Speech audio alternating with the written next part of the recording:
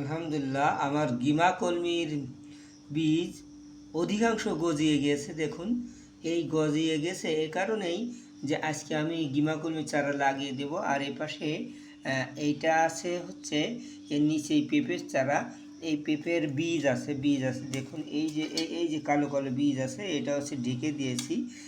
এইটার আর এটা হচ্ছে কুমড়োর বীজ আছে, এটা হচ্ছে কুমড়ার বীজ।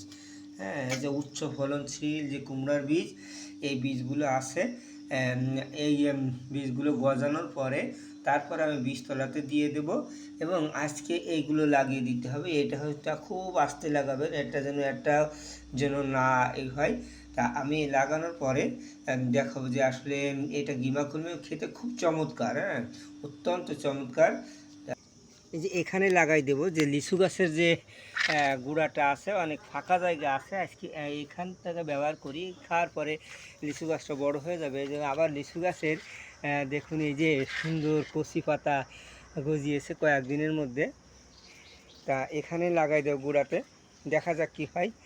হ্যাঁ, এটা হচ্ছে লাগানোর নিয়ম হচ্ছে ঠিক আস্তে আস্তে একটু এই দেখুন, এরকম করে খুব আস্তে, কিন্তু কোনোভাবেই এটা কি করবেন না, আস্তে করে রেখে দেন, কিন্তু কোনোভাবেই করা এভাবে।